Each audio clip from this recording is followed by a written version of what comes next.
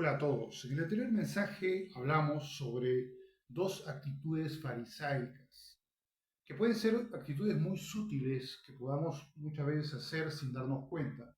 Y lo importante era poder detectar cuáles eran y poder evitarlas. Ahora vamos a ver una actitud que es muy difícil que alguien pueda decir, y yo me incluyo, que nunca haya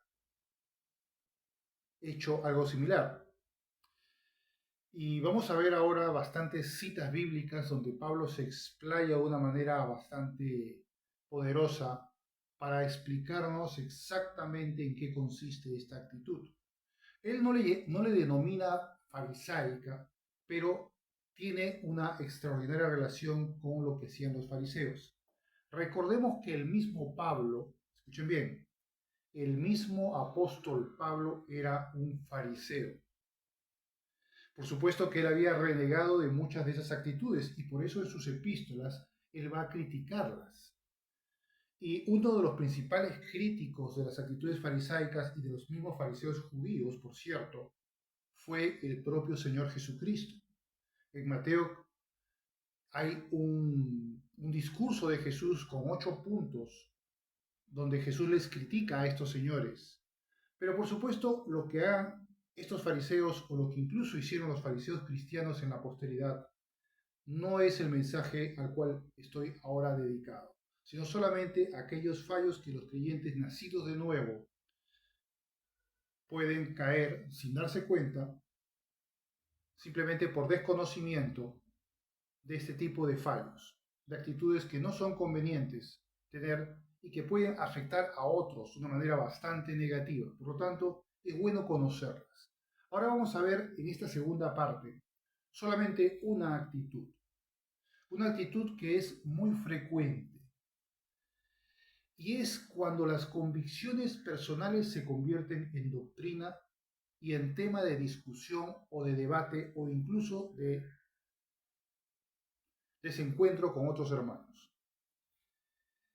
¿Qué es lo que sucede con las convicciones cristianas? Las convicciones cristianas son todas aquellas creencias que por honrar a Dios nos permitimos hacer o no nos permitimos hacer, por la misma razón de honrar a Dios, pero que son muy relativas a la forma de pensar y el criterio de una persona en particular, perdón, de un creyente en particular. Es decir, un creyente que tiene una experiencia, un conocimiento y un carácter o cultura inclusive muy diferente al de otro, va a tener convicciones diferentes. Ahora, ¿qué hacemos con las convicciones cristianas? ¿Las debemos convertir en doctrina o debemos reservarlas solamente para nosotros? Y ahí viene el tema que vamos a tratar hoy. Los antiguos fariseos judíos eran campeones en el deporte de crear preceptos. En su afán de honrar a Dios, ellos buscaron una serie de normas, de prohibiciones y de un esquema rigorista sobre la fe judía, en la cual hicieron que la observancia de la ley se convirtiera en algo tremendamente engorroso, más allá incluso de lo que decía la ley de Moisés. Ellos hicieron un montón de adendas y un montón de criterios propios de los fariseos para poder sentirse de que verdaderamente eran judíos puros que honraban a Dios de la mejor forma posible. Y por supuesto los cristianos también van por ahí, hacen algo muy similar. Es decir, voy a crearme una serie de preceptos que en mi intención, puede ser por supuesto una intención bastante buena, de querer honrar a Dios, voy a crear una serie de prohibiciones, de preceptos que quiero no solamente reservar para mí mismo, sino que tengo la osadía de convertirlos en una especie de doctrina para otros. Y ahí está el gran problema. Cuando los creyentes comienzan a convertirse en férreos defensores de sus propias convicciones cristianas y dicen a los demás y enseñan a los demás, y esto es no solamente algo que va a implicar a los que predican la palabra de Dios, sino también al propio creyente común y corriente, que no necesariamente tiene que predicar, pero ya con su sola conversación con otros creyentes puede tomar este tipo de actitud y tratar de imponer sus ideas.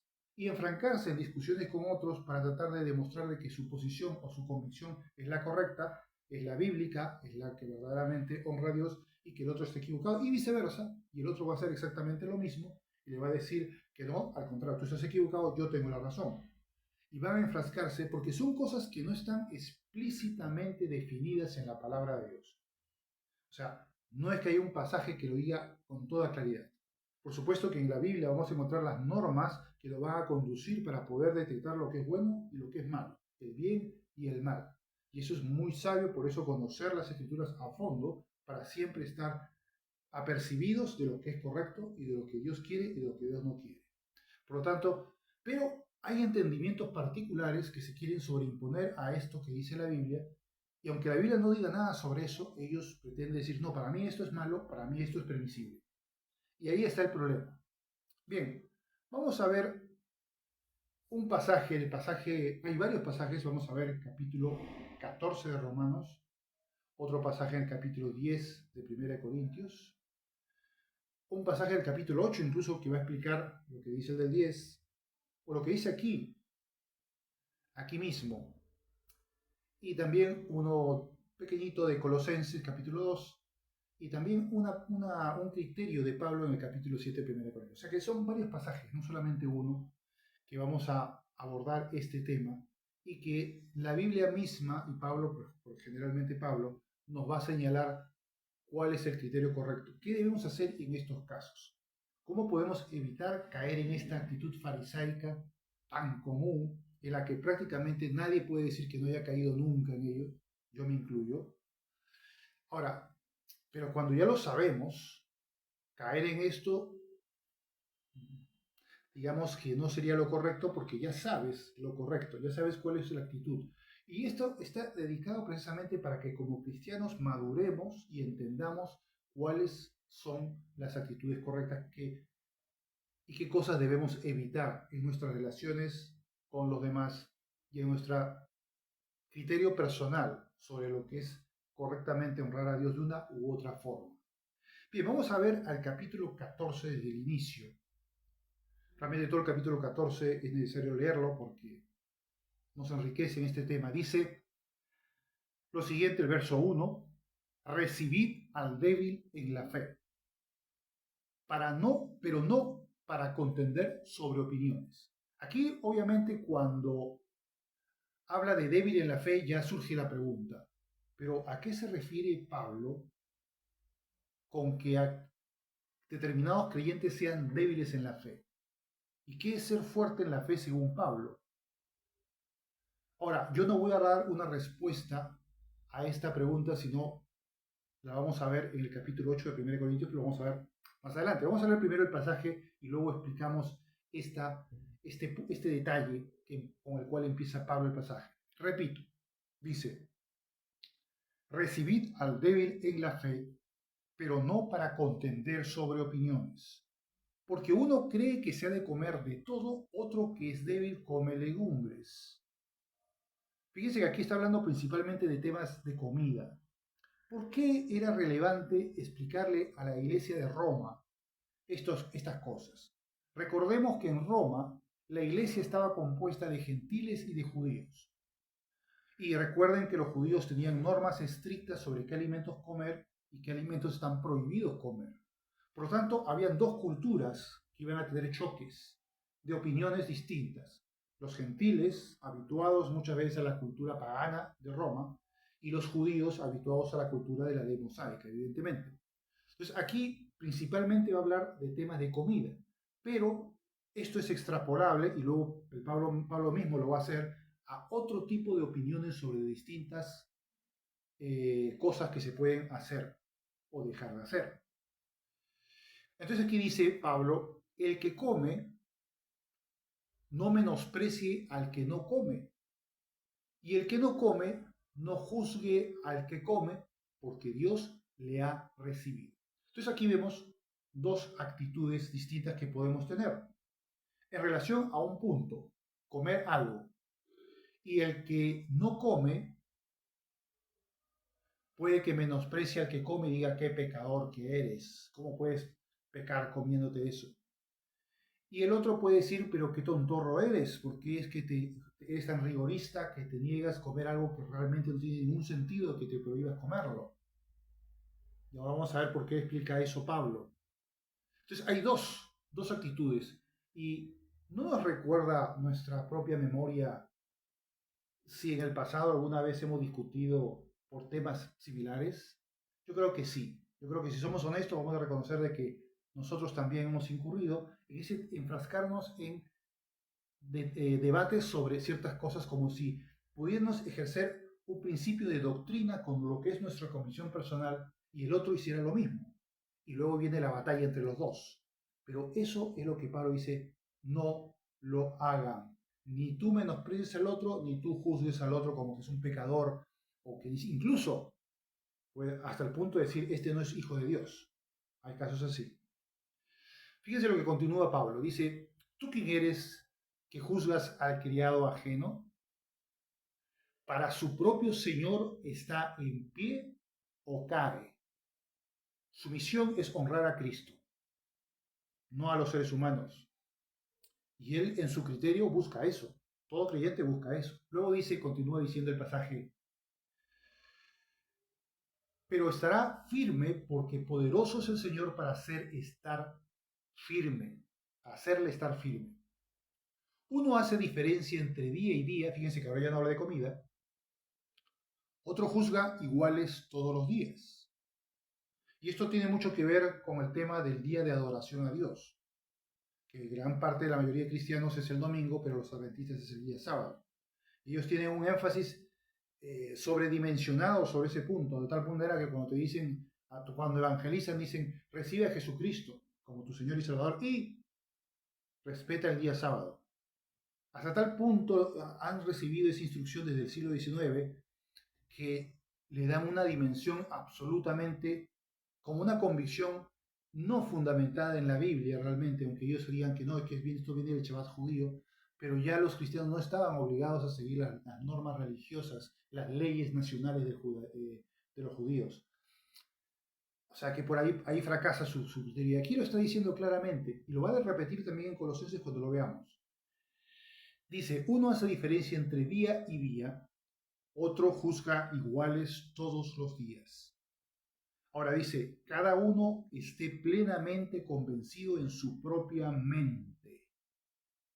Repito, cada creyente, cada uno de vosotros esté convencido en su propia mente. No pretenda pues convencer a otros de tu propia convicción. Yo he conocido pastores, excelentes personas, y bueno, en particular un gran pastor que él tenía unas convicciones que yo no compartía, pero él nunca lo vi predicar en ningún momento, en ningún púlpito, sus convicciones personales. Él simplemente las guardaba para él y su familia, y punto.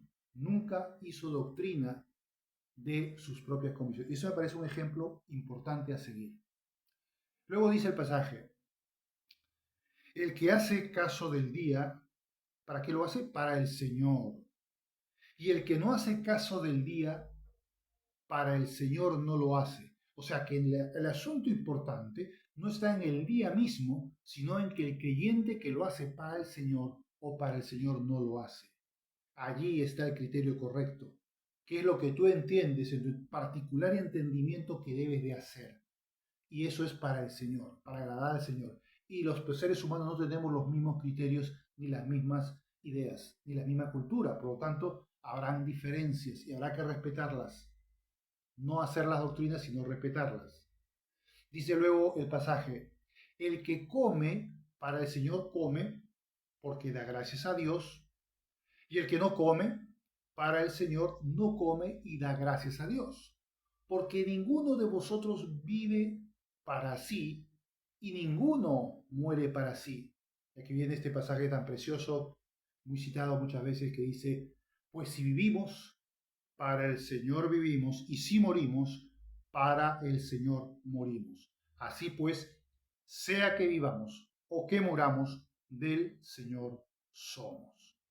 Luego continúa, porque Cristo para esto murió y resucitó, y volvió a vivir para ser Señor así de los muertos como de los que viven. Ese es el propósito de Cristo, y por lo tanto la forma de honrarle es de acuerdo a nuestro entendimiento particular. Si la Biblia explícitamente no lo señala, nosotros tendremos la capacidad de seguir nuestro criterio personal, perdón, nuestra propia convicción, y en virtud de esa convicción lo haremos para el Señor o dejaremos de hacerlo por el Señor. Esa es la actitud correcta. Bien, como acabo de decir, si en la Biblia algo no está explícitamente prohibido, yo tengo acceso a mi propia convicción sobre si hacerlo o no hacerlo. Porque dijo el pasaje claramente en uno de los versos, cada uno esté plenamente convencido en su propia mente. Ahora vamos a tratar de responder pues la pregunta inicial. ¿A qué se refiere Pablo con débil en la fe? Porque si lo explico yo, mala cosa, pero que lo explique Pablo mismo y él nos señalará a qué se refiere. Para hacerlo vamos a ir al capítulo 8 de 1 Corintios y lo vamos a leer. Dice el capítulo 8, versos del 4 al 13. Acerca pues de las viandas que se sacrifican a los ídolos, recuerden que en las religiones de la antigüedad, en el paganismo, no solamente había pues sacrificios del templo de Jerusalén, que eran sacrificios rituales de holocausto y ofrenda a Dios, a Jehová, al Dios verdadero, sino que habían otros templos para los dioses paganos que se hacía exactamente lo mismo. Y claro, con esos animales sacrificados se llevaba al mercado para vender la carne. O sea, ya una vez que cumplido el uso ritual, se hacía el uso comercial de la carne y por supuesto la gente iba a comprar. Y algunos sabrían si esa carne comprada era para vender simplemente o fue un sacrificio a un ídolo pagano, ¿no? Entonces aquí Pablo comienza a dar unas instrucciones a los corintios. Recuerden que los corintios es una ciudad griega eminentemente empapada de la cultura griega y por supuesto allí en Corinto, como en Filipos y otras Colosas, otras ciudades, había abundante paganismo griego y por lo tanto mucha de las carnes de los mercados era sacrificada a sus dioses. Entonces aquí Pablo quiere instruir a los creyentes de la iglesia de Corintio sobre este asunto. Fíjense lo que va a decir Pablo.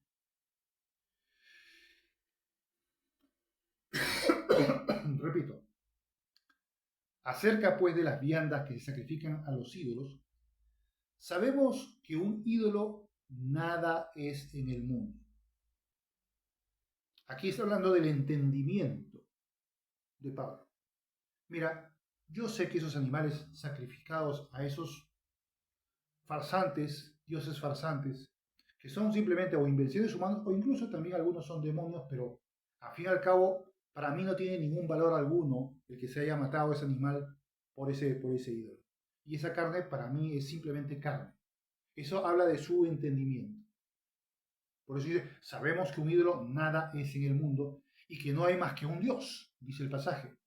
Pues aunque haya algunos que se llamen dioses, sea en el cielo o en la tierra, como hay muchos dioses y muchos señores, para nosotros, sin embargo, solo hay un Dios, el Padre, del cual proceden todas las cosas y nosotros somos para Él, y un Señor, Jesucristo, por medio del cual son todas las cosas y nosotros por medio de Él. Ahora viene la respuesta de Pablo. Dice, pero no en todos hay este conocimiento, porque algunos, habituados hasta aquí a los ídolos, comen como sacrificado a ídolos y su conciencia, fíjese lo que dice aquí, siendo débil, entonces no se refiere a fuerza, sino a conocimiento, a entendimiento, a eso se refiere, a esa debilidad, dice, se contamina. ¿Por qué? Porque él esa persona de fe débil, que tiene poco conocimiento sobre esto que acaba de mencionar Pablo, dice, uy, si este animal ha sido sacrificado a un dios pagano, pues eso sería contaminarme con algo que es del paganismo. Y por lo tanto no quiero comer ese animal, esa carne, porque me voy a contaminar. ¿Es válido? Es válido totalmente. Aunque Pablo lo puede llamar como una persona que no tiene el conocimiento debido, que tiene esa debilidad, es válido. Bien, para la persona en concreto. Luego continúa el pasaje diciendo, si bien la vianda no nos hace más aceptos ante Dios, pues ni porque comamos seremos más, ni porque no comamos seremos menos. Pero mirad, que en esta libertad vuestra no venga a ser tropezadero para los débiles. Aquí viene lo interesante. Tú puedes tener tu libertad para tener un criterio de si lo comes o no lo comes, pero cuidado de que no seas tropiezo al otro hermano que piensa de una manera distinta. Luego continúa Pablo diciendo, porque si alguno te ve a ti, que tienes conocimiento, o ya entiende a qué se refiere con fe fuerte, sentado a la mesa en un lugar de ídolos, la conciencia de aquel que es débil no será estimulada a comer de lo sacrificado a los ídolos. Es decir, no lo estarás tentando a pecar según su propio criterio, porque tú como creyente lo estás comiendo y el otro que piensa que no debe comerse dirá, bueno, si este lo come, lo comeré yo también, pero me voy a sentir mal porque voy a pensar que estoy pecando. Entonces ahí hay un problema de respetar el criterio del otro. Y aquí el Pablo nos va a decir, tienes que hacer eso, respetar su otro criterio. Y tú dirás, bueno, pero yo soy libre y eso lo vamos a ver en un pasaje. Pero Pablo va a decir que no me voy a adelantar, no voy a continuar simplemente con lo que está diciendo aquí Pablo en este capítulo.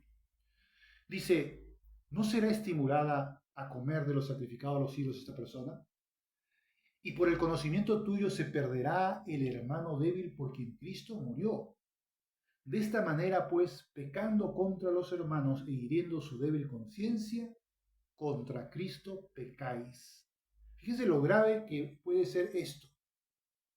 Cuando digo, no, si yo para mí, yo tengo conocimiento, mi fe es fuerte, yo me lo como y no pasa nada. Yo lo hago y no pasa nada. Pero el otro no lo ve así, lo estás poniendo en tropiezo de pecado. Y por lo tanto, no debes de hacer eso, no debes hacer que, hiriendo su débil conciencia, como dice aquí, contra Cristo pecáis. Por lo cual, si la comida le es a mi hermano ocasión de caer, no comeré jamás carne, para no poner tropiezo a mi hermano. Es decir, yo rompo con mi propia regla para no poner tropiezo a mi hermano. O sea, ¿qué es lo que más me preocupa? Es mi propia observancia, y eso lo vamos a ver al final también, o respetar y proteger la conciencia de mi hermano. Es lo segundo. Bien, continúa pues el pasaje diciendo, el pasaje de Romanos 14, ya hemos saltado, dejado el capítulo 8 de 1 Corintios y ahora volvemos a Romanos 14. Fíjense cómo Pablo continúa sobre el tema de los juicios el menosprecio hacia los demás. Dice, pero tú, ¿por qué juzgas a tu hermano? O también, ¿por qué menosprecias a tu hermano? Porque todos compareceremos ante el tribunal de Cristo. Todos. Porque escrito está, vivo yo, dice el Señor, que ante mí se doblará toda rodilla y toda lengua confesará a Dios. De manera que cada uno de nosotros dará a Dios cuenta de sí. Yo puedo decir, bueno, yo no estoy de acuerdo con lo que el otro hermano hace porque mis convicciones son diferentes. Tranquilo, no te molestes con él, ni lo menosprecies, ni lo juzgues. Si él está equivocado, el Señor se lo dirá en el día del tribunal de Cristo. Y sabrá ahí si, no, eso no estaba bien y no estará bien. Y recordemos que el tribunal de Cristo no es para condenación, sino para recompensa, pero también perderemos recompensa según las cosas que hayamos hecho mal. O cuál fue la intención del corazón, si fue una intención negativa o fue positiva. Si realmente pensamos honrar a Dios de esa manera o no. Entonces, eso va a ser gravitante en el tribunal de Cristo. Así que, dice el pasaje, ya no nos juzguemos más los unos a los otros, sino más bien decidid no poner tropiezo u ocasión de caer al hermano. Eso es lo que yo tengo que tener claro. Tengo que decidir no ser de tropiezo u ocasión de hacer pecar a mi hermano, de hacerlo caer. Eso es lo que tengo que tener claro. Porque si yo quiero imponer mis convicciones, que son distintas a las de él, y por lo tanto le esfuerzo a hacer lo que él piensa que no está bien hacer, yo lo estoy haciendo pecar. Y por lo tanto estoy destruyendo su vida espiritual, le estoy haciendo daño espiritual. Y eso es algo que no debemos darnos el lujo de hacer. Yo sé y confío en el Señor Jesús, dice Pablo, que nada es inmundo en sí mismo, mas para el que piensa que algo es inmundo, para él lo es.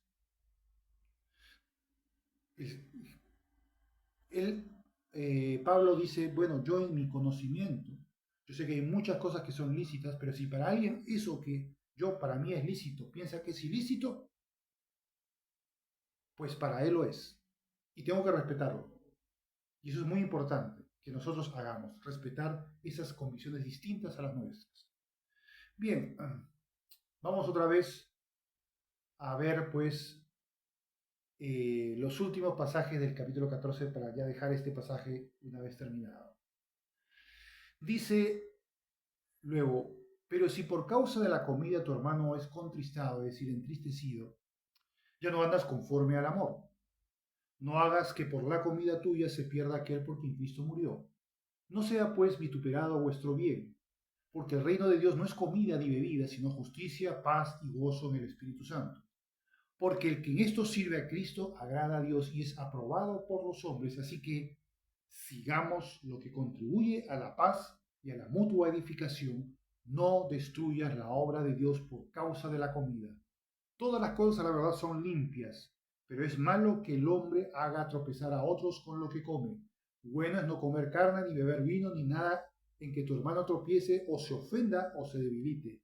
¿Tienes tu fe? Tenla para contigo delante de Dios. Bienaventurado el que no se condena a sí mismo en lo que aprueba. Pero el que duda sobre lo que come es condenado porque no lo hace con fe, y todo lo que no proviene de fe es pecado. Bueno, entonces ya vimos que el pasaje también ya lo explicó bastante bien. Ahora vamos a continuar para ir terminando con los pasajes de Colosenses. En Colosenses hay unas pequeñas fracciones del capítulo 2 que también señalan lo mismo, pero de una manera mucho más omniabarcante, es decir, más completa. No solamente temas de comida o días de la semana, sino de más cosas. Dice Colosenses capítulo 2, versos 16 al 17. Por tanto, nadie os juzgue en comida o en bebida o en cuanto días de fiesta, luna nueva o días de reposo, es decir, observancia de festividades judías, por ejemplo, todo lo cual es sombra de lo que ha de venir, pero el cuerpo es de Cristo. Por tanto, debemos dedicarnos al funesto deporte de crear preceptos para nosotros y aplicarlos también para los demás. La respuesta es un rotundo no. Debemos madurar y no andar en ejercicios de piedad que son del mundo y no de Dios. Fíjense cómo lo señala esto Pablo en el siguiente pasaje del capítulo 2 de Colosenses, verso del 20 al 23. Dice, escuchen bien, pues si habéis muerto con Cristo en cuanto a los rudimentos del mundo, ¿por qué como si estuvieses todavía en el mundo sometéis a preceptos tales como no manejes, ni gustes, ni aun toques, en conformidad a mandamientos y doctrinas de hombres, cosas todas que se destruyen con el uso?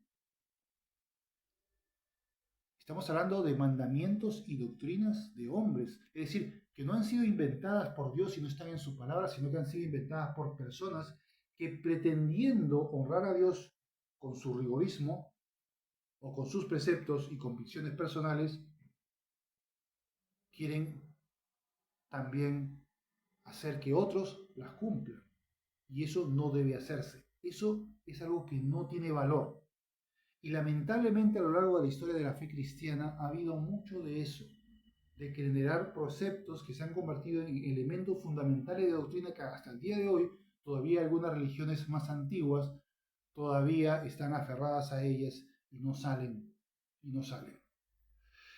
El último pasaje de este pasaje dice, tales cosas, esas ideas, esos preceptos, tienen a la verdad cierta reputación de sabiduría, en culto voluntario, en humildad y en duro trato del cuerpo, pero no tienen valor alguno contra los apetitos de la carne. Hay muchos en el epístola a los Colosenses, para alguien que conozca la doctrina de los gnósticos, y ya en el tiempo de Jesús ya existían los gnósticos cristianos, y Simón de Mago era uno de ellos. Pero la doctrina incluso actual de los gnósticos, y lee Colosenses, te vas a dar cuenta de que parece que Pablo allí estaba escribiendo a la iglesia de Colosas precisamente porque los gnósticos habían influido culturalmente mucho en esa sociedad y quiere advertirles de muchas de estas ideas que se han infiltrado en la fe cristiana a lo largo de los siglos, sobre todo desde el siglo IV, y esas ideas del silicio que tiene la Iglesia Católica, en el Opus Dei, de ponerse unas mallas en las piernas con púas, darse chicotazos, y en fin, otro tipo de mortificación de la carne, vienen muchos de ellos de las ideas gnósticas del pasado. De ahí nacen. Y son asimiladas por ese cristianismo que se comienza a adulterar con todas esas cosas, ideas del paganismo y del gnosticismo, y traen ese tipo de ideas, considerando que ellos son piadosas, pero realmente vienen del paganismo y del gnosticismo.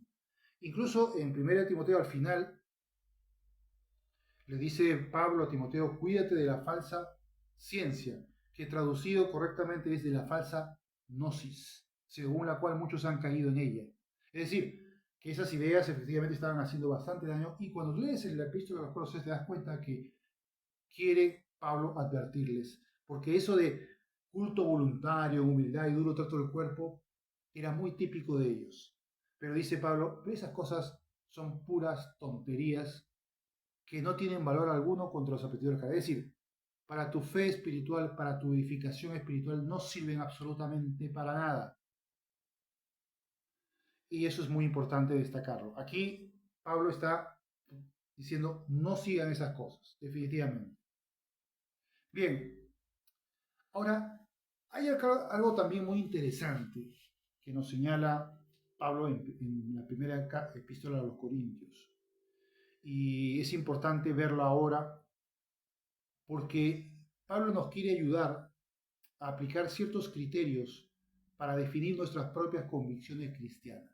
Porque claro, uno diría, bueno, ¿yo cómo sé si eso debo o no debo hacer?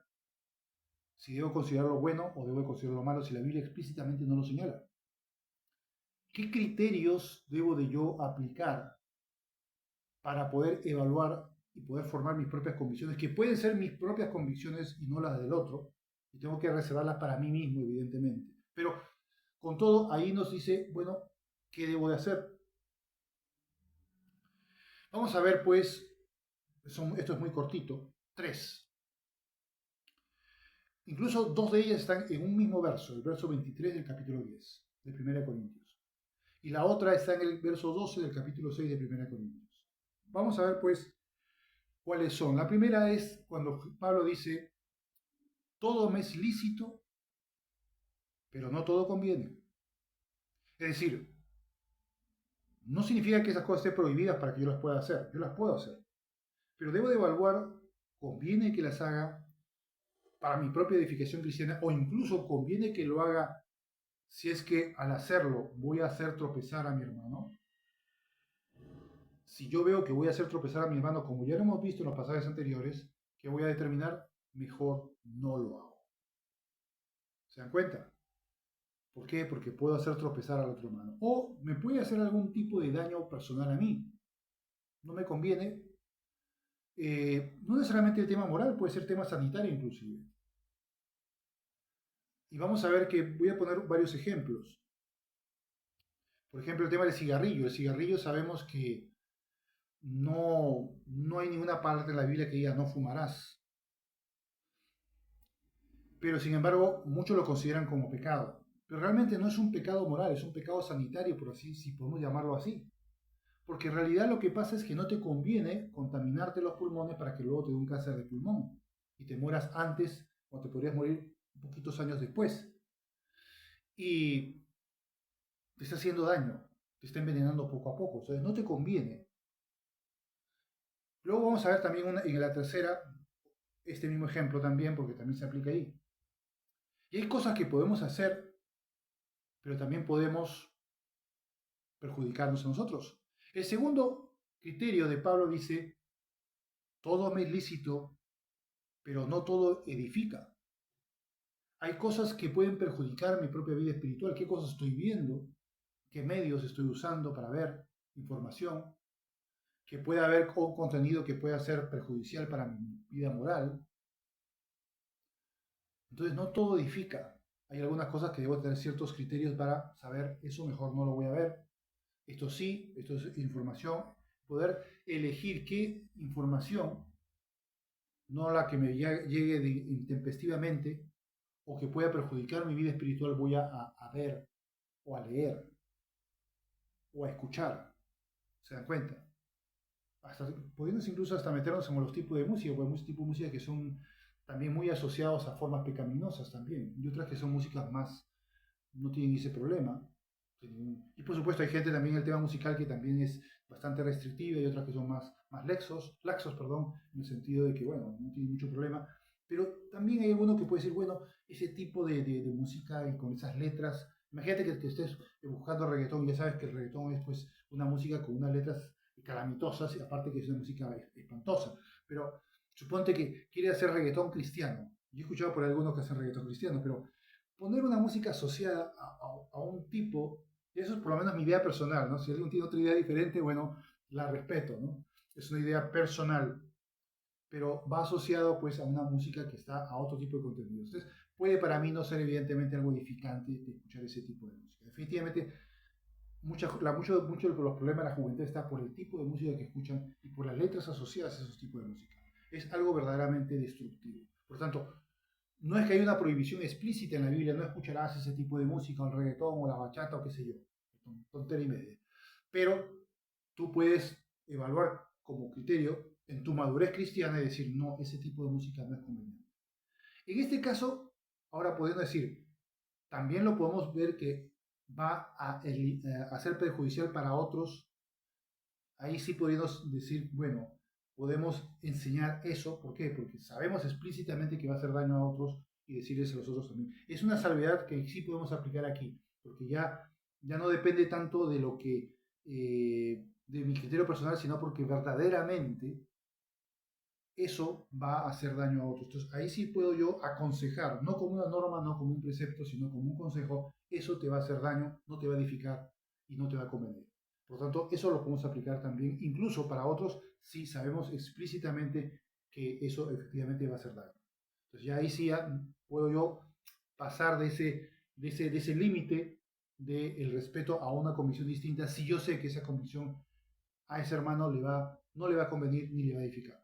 Y la tercera, el tercer criterio, repito, uno, todo me es lícito, pero no todo conviene. Dos, todo me es lícito, pero no todo edifica. Y tres, en 1 Corintios 6:12 dice, todas las cosas me son lícitas, mas yo no me dejaré dominar de ninguno. Es decir, esto se puede convertir en un vicio. El tema del cigarrillo, por ejemplo, viene con nicotina. La nicotina justamente para crear adicción. No solamente yo sé que al fumar me estoy haciendo daño a los pulmones, sino también me digamos, recibiendo o llevándome a un vicio, a una cosa que me va a dominar y continuamente voy a querer, hasta, a no ser que vaya a una terapia para dejar de fumar, que muchas veces son complejas y muchas veces las personas recaen, mejor es nunca empezar con eso. Porque si tú empiezas con eso, al final vas a envolverte en el vicio porque te va a dominar. Esto, por cierto, también es una cosa que pasa con el tema del alcohol. Hay partes del mundo donde la cultura del alcohol es muy distinta a la cultura de otro. Por ejemplo, en América, incluso los Estados Unidos y Canadá y Latinoamérica, tienen una cultura, salvo quizás Argentina, Chile, ¿no? O Uruguay, la zona sur de Brasil, es más parecida a la europea, pero en gran parte de América no. Y esto tiene una razón muy interesante y muy comprensible. Hay lugares donde beber un poco de alcohol, un vaso de vino o alguna otra bebida, es para un tema social. No tiene nada que ver con seguir tomando hasta embriagarte y convertirte en borracho. Pero en las culturas de otras partes del mundo, voy a poner ejemplo aquí, la de Perú, por ejemplo, donde me encuentro en este momento. Aquí no existen los bares como hay en España. En España tú vas a encontrar un bar donde aparte de los pinchos y de los bocadillos, te pueden servir una caña o un vaso de vino sin ningún problema. O los restaurantes. Y eso es una costumbre cultural. No, los creyentes no tienen problemas con eso. Pero los latinos, y aquí por ejemplo, donde estoy en este momento, no existen esos bares. Existen snack bares que te pueden servir bebidas no alcohólicas con bocadillos y otras cosas. Pero sí existen las cantinas. Y las cantinas son explícitamente para la gente que va a beber desmedidamente. Y muchos terminan ebrios. Entonces la cultura del alcohol es decir, si yo tomo alcohol, eso me puede llevar a la ebriedad. No tengo la costumbre cultural de tomarla como una bebida más coloquial, social, sino que yo la tomo porque eso me va a llevar a enviciarme y a volverme un alcohólico. Por lo tanto, me va a dominar. ¿Me conviene tomar alcohol? Si yo pienso así, pues no. ¿Debo yo respetar si yo soy de la cultura de que no tiene problema de beber vino o algún otro tipo de licor? Cuando estoy con un hermano que yo sé, o por lo menos debería saber, o preguntarle cuál es su cultura respecto a eso, porque si me bebe bebiendo a mí, es como el tema de la carne, ¿no? De los sacrificado a los ídolos. Y yo trato encima de convencerle de que no, que el beber no es ningún problema, pues yo estoy perturbando su percepción moral de ese hermano y por lo tanto puedo llevarlo a pecar. ¿Debo hacerlo? No, yo debo de respetar su conciencia. Y esto lo vamos a ver ahora con más claridad. Terminamos ya con esta pregunta. Bueno, hay dos cuadros más, dos partes más que vamos a ver. ¿Qué conciencia debo respetar, la mía o la del otro? Pues la del otro. ¿Qué es lo que dice 1 Corintios capítulo 10, verso 24 al 33? Dice lo siguiente. De todo lo que se vende en la carnicería, comed sin preguntar nada por motivo de conciencia. No te preocupes, no preguntes, porque del Señor es la tierra y su plenitud. Si algún incrédito os invita y queréis ir de todo lo que se os ponga delante, comed sin preguntar nada por motivos de conciencia. Mas si alguien os dijere, esto fue sacrificado a los ídolos, no lo comáis por causa de aquel que lo declaró y por motivos de conciencia, porque del Señor es la tierra y su plenitud. Y aquí ya enfatiza Pablo diciendo, la conciencia, digo, no la tuya, sino la del otro. Repito, la conciencia, digo, no la tuya, sino la del otro. Pues, ¿por qué se ha de juzgar mi libertad por la conciencia de otro? Y si yo con agradecimiento participo, ¿por qué he de ser censurado por aquello que doy gracias? Aquí Pablo pone unas preguntas como si tuviera un interlocutor que lo va a interpelar. Era una técnica de Pablo. Pues, y bueno, ¿y cómo yo respondería a alguien que me preguntara y me objetara diciendo, pero, ¿por qué se ha de juzgar mi libertad por la conciencia de otro? Y si yo agradezco esa comida a Dios, ¿por qué he de ser censurado por esa otra persona por aquello que yo doy gracias?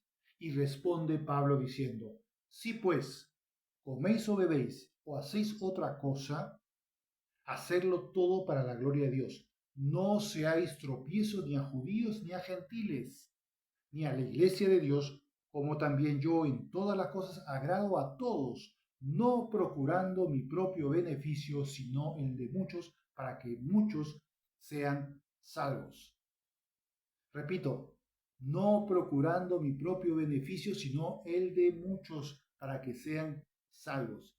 ¿Ven la madurez del criterio de Pablo? Él decía, yo me voy a proponer respetar la conciencia, no la mía, sino la del otro. Eso es lo que importa, para no ser tropiezo ni a ninguno, ni a la propia iglesia de Dios, como yo también agrado en todo a todos. Y Él va a procurar respetar la conciencia ajena. Eso es muy importante. Ahora, para terminar ya, vamos a ver un criterio del propio Pablo, cómo él mismo va a poner en práctica estos principios en lo que menciona en ese capítulo 7 de 1 de Corintios. Escuchemos. Dice, él distingue entre la convicción personal de Pablo y no la instancia de obligar a los demás a seguir su propia convicción, sino lo deja como una recomendación, no como una orden o un mandato. Él no hace preceptos, no hace mandatos de sus propias convicciones. Y distingue entre eso y las órdenes específicas que están en la palabra de Dios para obedecer y observar algo que debe ser observado, porque eso lo dice la palabra de Dios. Hay una distinción entre su recomendación y lo que dice la palabra de Dios. En el capítulo 7 de 1 Corintios, Pablo les aconseja, bueno, a los solteros le dice, es mejor que quedáis solteros como yo para poder servir mejor al Señor. Pero eso dice el verso 6, mas esto os digo por vía de concesión, no por mandamiento. Es decir, para mí es una recomendación personal que puedes tú seguirla o no seguirla, según tu criterio. No te estoy obligando a que tú te quedes soltero. Si quieres casarte, cásate, no hay ningún problema. Simplemente lo digo como una recomendación para poder servir mejor al Señor, hazlo. Pero si no, no hay problema. Puedes servir al Señor casado también. Será diferente, pero no será igual quizás, pero estás en tu derecho. No es un mandamiento del Padre, no es un mandamiento de Jesús. Y eso que Pablo era el más grande evangelista de todos los tiempos, no era cualquier persona que lo está diciendo, pero no hace una convicción de sus mandamientos, como sí lo hacían los fariseos y lo han hecho también a lo largo de la historia cristiana muchos fariseos cristianos. Por eso dice, no por mandamiento. Pero cuando señala algo que el Señor sí ha ordenado como mandato, dice explícitamente el verso 10, mando no yo, sino el Señor. Vemos, por tanto, cómo Pablo practicó lo que aconsejó en sus epístolas. Él mismo practicaba lo que él mismo enseña. Una cosa es mi convicción y yo puedo usarla como una recomendación bajo ciertos razonamientos que puedo expresar, por el caso del tema de la música, a los jóvenes yo les puedo explicar, no es que ahí puedo recomendar esa música es dañina, no es que haya un mandato que lo prohíba, pero te puedo explicar por qué es dañina y por qué sería bueno mejor no hacerlo, ¿se dan cuenta? Eso es lo importante. Bien, hasta aquí hemos visto esta actitud farisaica bastante más extensa que la vez anterior y próximamente veremos una cuarta, muy fundada en esta, pero que lleva implicancias más graves. Muchas gracias por vuestra atención. Nos vemos en la próxima prédica.